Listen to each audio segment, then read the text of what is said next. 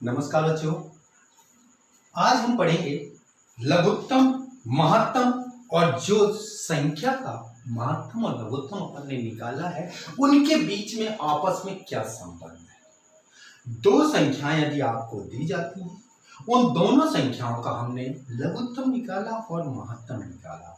उन दोनों संख्याओं और लघुत्तम महत्तम के बीच में जो संबंध है उसकी जानकारी। तो देखिए इधर पर यहां पर एक फार्मूला मिलता है हमें, लघुत्तम LCM, महत्तम HCF।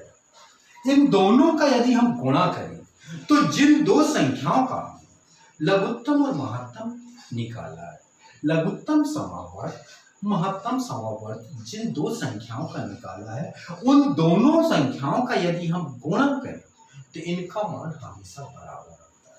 देखते हैं इसका सत्यापन कैसे होता है।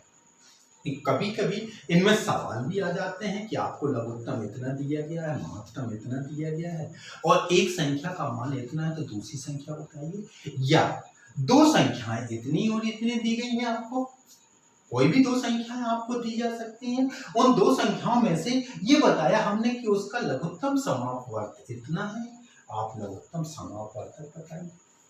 या दो संख्याओं का गुणनफल इतना दिया गया है, महत्तम समापवर्तक आपको कुछ दे दिया जाए और बोला जाए कि लघुत्तम निकालना है, तो इसी में आप मान रखिए और हल कीजिए। संख्या यदि जिनमें निकालना है, यदि पर दो संख्याएं हैं, दो संख्याओं का यदि गुणनफल दिया जा रहा है तो डायरेक्ट गुणनफल रखना है। यदि मान लीजिए आपको सिंगल सिंगल संख्याएं देनी है तो दोनों संख्याओं का गुणनफल लगा करके लिखना है। चलिए देखते हैं। मान लीजिए इधर पर हमने लिया 40 एक संख्या है हमारी और 30 एक संख्या है। 40 और 30 इसको हम गुणनखंड की स्थिति में बता रहे हैं, तो पहले हम 40 और 30 के क्या निकालेंगे, गुणनखंड। 40 और 30 के क्या निकालेंगे, गुणनखंड। पहले इसको साफ कर देते हैं अपन, इस नियम को हम लास्ट में निकालेंगे। 40 और 30 ये दो संख्याएं ली हमने, इन दोनों संख्याओं का लघुत्तम और महत्तम निकालते हैं अपन। लघुत्तम समापवर्त और महत्तम समापवर्तक, वो भी गुणनखंड विधि से। गुणनखंड विधि में आसानी से समझ में आ सकता है। तो देखिए इधर पर 40 के हमने लिखे गुणनखंड। 40 में कितने का भाग जाएगा, विभाज्यता के नियम का उपयोग करते हैं, 2 का भाग चला जाएगा चूंकि इकाई के स्थान पर समान थे। ये 2 का भाग दिए, 2 दूनी 4 और 0 का 0। फिर इसमें 2 का भाग चला जाएगा चूंकि इकाई के स्थान पर फिर 0 है अर्थात समंक है। तो देखिए अपन 2 का भाग दिया, 2 एकम 2, 0 का 0। फिर 2 का भाग चला जाएगा, 2 पंचे 10। अब इसके बाद में 5 का भाग दिया अपन ने, 5 का भाग 5 एकम 5। ये इसके गुणनखंड हो गए। 30 के भी गुणनखंड निकाल दे रहे हैं। 30 के गुणनखंड में देखिए इधर पर फिर इकाई के स्थान पर, इकाई के स्थान पर क्या आया अपना 0 है अर्थात 2 का भाग पूरा पूरा चला जाएगा। 2 का भाग दिया हमने 3 में, 2 एकम 2, एक बार गया, एक शेष बचा, उतारे 0 हो गया 10। 10 में 2 का भाग 5 बार। फिर 2 का भाग अब इधर नहीं जाएगा चूंकि इकाई के स्थान पर भी समंक का, तो 2 का नहीं जाएगा तो हम 3 का देखते हैं। 3 के लिए इन दोनों अंकों को जोड़ा करने, कितना होगा 5 और 1 6। 6 में 3 का भाग जाता है, ये विभाज्यता के नियम में हमने बताया। अब इधर पर देखें, जब 5 और 1 6 जोड़ने पर आता है और 6 में 3 का भाग जाता है तो इसमें 3 का भाग चला जाएगा। तो ये हमने लिखा 3 का भाग गया 5 4। अब इसमें 5 का भाग देंगे तो 5 एकम, ये गुणनखंड हो गए। यहाँ पर लिखा हमने 40 बराबर 2 गुणा 5। इसमें इधर पर देखिए 30 के जो गुणनखंड है बराबर 2 गुणा 3 गुणा 5। लघुत्तम और महत्तम ज्ञात करने के लिए जो अपन ने पहले नियम पढ़े थे, इसमें दोनों में लघुत्तम हाईएस्ट कॉमन फैक्टर मतलब वह बड़े से बड़ा गुणनखंड जो दोनों में हाईएस्ट हो। ठीक है, इधर पर देखा हमने 2 मिला और इधर से 5 ये कॉमन गुणनखंड मिला। तो यहाँ पर लिखते हैं लघुत्तम महत्तम समापवर्तक बराबर 2 गुणा 5, अर्थात इसका मान हुआ 10। कितना हुआ? 10। ये नीचे लिख देंगे, बराबर में लिखा हमने 10।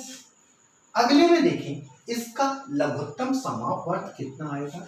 लघुत्तम समापवर्त बराबर कॉमन गुणनखंड को तो लिखना ही है आपको।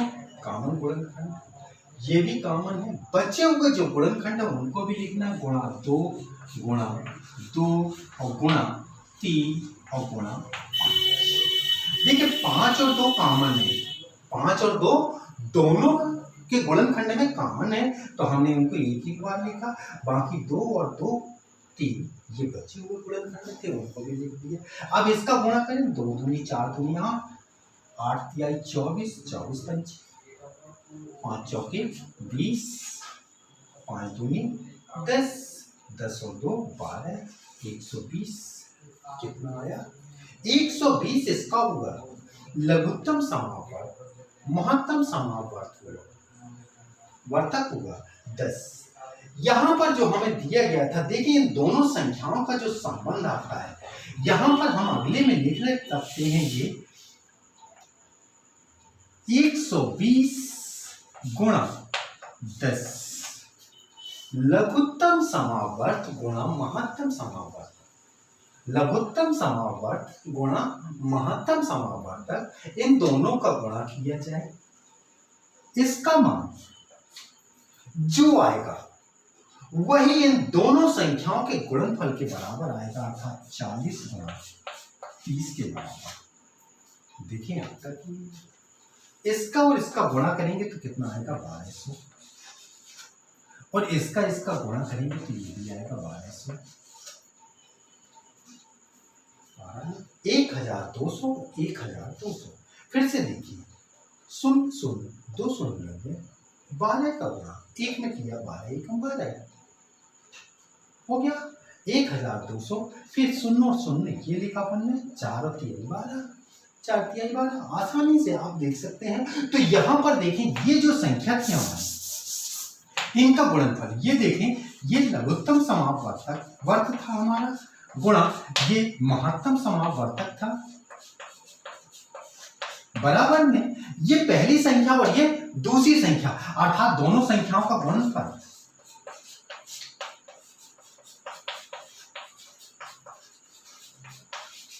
का गुणा। हम ये कह सकते हैं कि दो संख्याओं का यदि लघुत्तम और महत्तम निकाला जाता है, दो संख्याओं का लघुत्तम और महत्तम निकाला जाता है, तो लघुत्तम और महत्तम का यदि हम गुणा करें तो उन दोनों संख्याओं के गुणनफल के बराबर होता है। इस प्रकार से आप आसानी से हल कर सकते हैं। अब इसके द्वारा अलग अलग आप फार्मूले लिख सकते हैं पक्षांतर करके।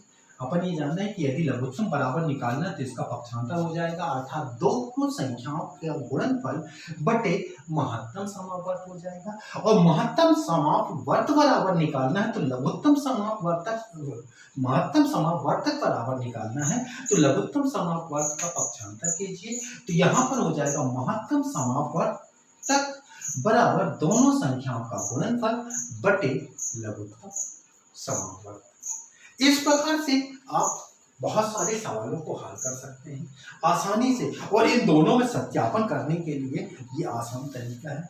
ऐसे ही सवाल आपको बहुत से मिलते हैं जिनको हल करने में आपको दिक्कत होती है, तो बहुत सरल तरीके से आपको समझाया गया। उम्मीद है कि आपको सभी को समझ में आया होगा।